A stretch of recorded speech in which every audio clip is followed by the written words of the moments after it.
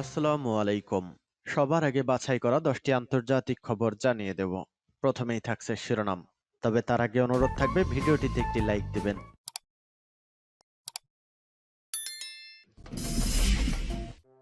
এই মুহূর্তে পাওয়া রাশিয়া ইউক্রেন যুদ্ধের আপডেট সংবাদ জানিয়ে দিব সবার আগে।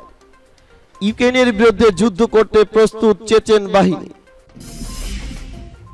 এরপর জানিয়ে দিব তাইপের সঙ্গে ওয়াশিংটনের বাণিজ্যিক চুক্তি সই করার ব্যাপারে চীনের হুঁশিয়ারি। এরপর থাকছে বিশ্বে অস্ত্র নিয়ন্ত্রণ ব্যবস্থা জোরদার করতে হবে, ব্রিক্স সম্মেলনে রুশ পররাষ্ট্রমন্ত্রী। এরপর জানিয়ে দিব জাতিসংঘ সাধারণ পরিষদের ভাইস প্রেসিডেন্ট হলো ইরান। এবং জানিয়ে দিব সর্বশেষ শিরোনাম, যত নিপীড়ন হবে জনসমর্থন তত বাড়বে বললেন ইমরান খান। এতক্ষণ শুনছিলেন সংবাদ শিরোনাম, এখন শুনবেন সংবাদের বিস্তারিত। তো বন্ধুদের কাছে রিকোয়েস্ট হলো এই ভিডিওতে একটা লাইক দিবেন, আর ভালো লাগলে অবশ্যই বন্ধুদের মাঝে শেয়ার করে দিবেন। ইউক্রেনের বিরুদ্ধে যুদ্ধ করতে প্রস্তুত চেচেন বাহিনী। রমজান কাদিরভের নেতৃত্বে চেচেন ইউনিটগুলোকে এক সপ্তাহের মধ্যে ইউক্রেনের বিরুদ্ধে রাশিয়ার যুদ্ধে ফ্রন্ট লাইনে বা প্রথম সারিতে যাওয়ার নির্দেশ দেওয়া হয়েছে। 1 জুন বৃহস্পতিবার মার্কিন গবেষণা institute for the study of war এর এক প্রতিবেদন থেকে এই তথ্য পাওয়া গেছে। দখলকৃত ইউক্রেনীয় শহর বাকমুত থেকে ওয়াগনার গ্রুপের ভাড়াটে সৈন্যদের প্রত্যাহারের পর এই পদক্ষেপ নেওয়া হয়েছে। কাদিরভ দাবি করেন, আরও ইউক্রেনীয় অঞ্চল দখল করার জন্য সক্রিয় যুদ্ধ করতে তার বাহিনীকে নতুন একটি নির্দেশ দেওয়া হয়েছে। তিনি আরও দাবি করেছেন, চেচনিয়ার আখমাত বাহিনী দোনেতঙ্কের ফ্রন্ট লাইনে বিশেষ করে ধ্বংস হওয়া মারিনকার চারপাশে কেন্দ্রীভূত হবে।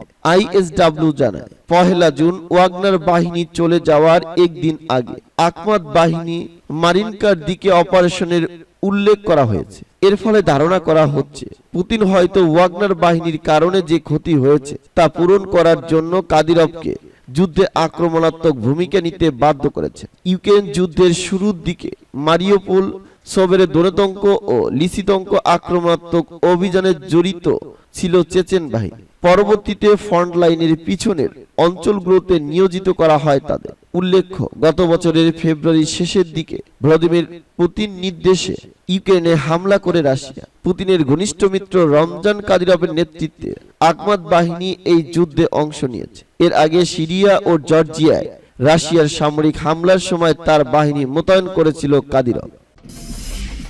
তাইপের সঙ্গে ওয়াশিংটনের বাণিজ্যিক চুক্তি সই করার ব্যাপারে চীনের হুঁশিয়ারি।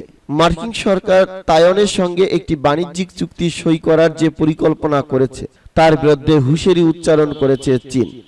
তাইপের সঙ্গে যে কোনো ধরনের আনুষ্ঠানিক লেনদেনের ব্যাপারে ওয়াশিংটনকে সতর্ক করে দিয়েছে বেইজিং। চীনা পররাষ্ট্র মন্ত্রণালয়ের মুখপাত্র মাও নিং বৃহস্পতিবার বেইজিং এ সাংবাদিকদের সাপ্তাহিক ব্রিফিং এ বলেন, চীনের সঙ্গে যেসব দেশের কূটনৈতিক সম্পর্ক আছে তাইওয়ানের সঙ্গে সেসব দেশের যে কোনো ধরনের লেনদেনের বিরোধী বেইজিং। ওয়াশিংটন ও তাইপে দ্বিপক্ষীয় বাণিজ্য করার লক্ষ্যে গত মাসে একটি সমঝোতায় পৌঁছেছে।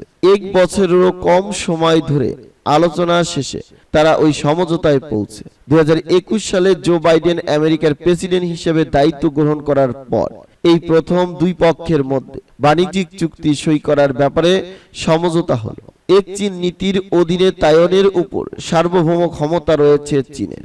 আমেরিকা সহ বিশ্বের বেশিরভাগ দেশ এক চীন নীতি মেনে চলার আনুষ্ঠানিক ঘোষণা দিয়েছে, কিন্তু চীনকে দুর্বল করে ফেলার লক্ষ্যে ওই নীতি লঙ্ঘন করে সরাসরি তাইওয়ানের সঙ্গে ঘনিষ্ঠ সম্পর্ক বজায় রেখেছে ওয়াশিংটন।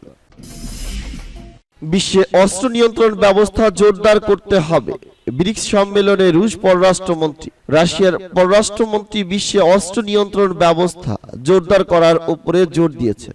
দক্ষিণ আফ্রিকার কেপ টাউনে চলমান ব্রিক্স সম্মেলনে সেগেই ল্যাভরভ এই আহ্বান জানান। বার্তা সংস্থা তার্স আরও জানিয়েছে, ল্যাভরভ বলেছেন, পশ্চিমা দেশগুলো নিষেধাজ্ঞা ও ব্ল্যাকমেইলের মাধ্যমে বিশ্বের স্বাধীন দেশগুলোর অর্থনৈতিক সহযোগিতাকে প্রভাবিত করার চেষ্টা করছে, কিন্তু এশিয়া, আফ্রিকা ও লাতিন আমেরিকা যেসব পারস্পরিক সম্পর্ক উন্নয়ন সহ নিজেদের জাতীয় স্বার্থ সুরক্ষায় শক্তিশালী হচ্ছে। তাস আরও জানিয়েছে, রাশিয়া সহ ব্রিক্সের সদস্য দেশগুলোর পররাষ্ট্রমন্ত্রীরা রাসায়নিক ও জৈব অস্ত্র সহ আন্তর্জাতিক অস্ত্র নিয়ন্ত্রণ ব্যবস্থা জোরদার করার আহ্বান জানিয়েছে। গতকালই ব্রিকের পররাষ্ট্রমন্ত্রীদের এক বৈঠক শেষে এ বিষয়ে যৌথ বিবৃতি গৃহীত হয়। বিবৃতিতে মহাকাশে অস্ত্র প্রতিযোগিতা শুরু বন্ধ করার পরও গুরুত্ব আরোপ করা হয়েছে। বিবৃতিতে এ ব্যাপারে আইনগত বাধ্যবাধকতা মেনে চলার তাগিদে বহুপক্ষীয় সনদ প্রত্যাবর্তনের প্রয়োজনীয়তার উপর গুরুত্ব দেওয়া হয়েছে। এছাড়াও এই বিবৃতিতে ইউক্রেন সংঘাতে শান্তিপূর্ণ নিষ্পত্তি করা এবং কৃষ্ণ সাগর দিয়ে শস্য রপ্তানি সংক্রান্ত চুক্তির পূর্ণ বাস্তবায়ন করারও দাবি জানানো হয়েছে। ব্রিক্স উদীয়মান অর্থনৈতিক শক্তিগুলোর নেতৃত্বে গঠিত একটি গ্রুপের নাম। ব্রিক্সভুক্ত দেশগুলোর ইংরেজি নামের প্রথম অক্ষর যোগে এই নামকরণ করা হয়েছে। দেশগুলো হলো ব্রাজিল, রাশিয়া, ইন্ডিয়া, চীন ও সাউথ আফ্রিকা। জোটের সম্প্রসারণ নিয়ে আলোচনার জন্য আজ 2রা জুন থেকে কেপ টাউনে বৈঠক চলছে। আগামীকাল 3রা জুন ওই বৈঠক শেষ হবে। জাতিসংঘ সাধারণ পরিষদের ভাইস প্রেসিডেন্ট হলো ইরান। জাতিসংঘের 78তম সাধারণ পরিষদের ভাইস প্রেসিডেন্ট নির্বাচিত হয়েছে ইরান। এছাড়া সাধারণ পরিষদের নিরস্ত্রীকরণ ও অস্ত্র বিস্তার রোধ সংক্রান্ত কমিটির প্রতিবেদক এবং এই কমিটির পরিচালনা পরিষদের সদস্য নির্বাচিত হয়েছে দেশটি। বার্তা সংস্থা ইরনা জানিয়েছে, বৃহস্পতিবার নিউ ইয়র্কে জাতিসংঘের সদর দপ্তরে ইরানের স্থায়ী প্রতিনিধিকে সর্বসম্মতিক্রমে এই সংস্থার সাধারণ পরিষদের 78তম অধিবেশনে ভাইস প্রেসিডেন্ট নির্বাচিত করা হয়। এই সিদ্ধান্তের মাধ্যমে আগামী সেপ্টেম্বরে অনুষ্ঠেয় জাতিসংঘের সাধারণ অধিবেশনের জন্য এশিয়া প্যাসিফিক গ্রুপ থেকে সাধারণ পরিষদের 5 জন সহ সভাপতি একজন নির্বাচিত হলো ইরান। নির্বাচিত ভাইস প্রেসিডেন্টের কাজ হবে সাধারণ পরিষদের সভাগুলো পরিচালনা করার পাশাপাশি এজেন্ডা নির্বাচন করা এবং অগ্রাধিকার ভিত্তিতে কর্মসূচি চালানো। এই কাজে তারা নিরাপত্তা পরিষদের 5 স্থায়ী সদস্য সহযোগে সাধারণ কমিটির সদস্য তালিকা গঠন করবে। সপ্তাহখানেক ধরে আমেরিকার প্রতিনিধি এই 2টি পদে ইরানের নিয়োগ ঠেকাতে কূটনৈতিক মহলে ব্যাপক প্রচেষ্টা চালিয়েছিল। যত নিপীড়ন হবে সমর্থন তত বাড়বে বললেন ইমরান খান। পাকিস্তান তেহরিকি ইনসাফের উপর যত নিপীড়ন হবে জনসমর্থন তত বাড়বে বলে মন্তব্য করেছেন পাকিস্তানের সাবেক প্রধানমন্ত্রী ইমরান খান।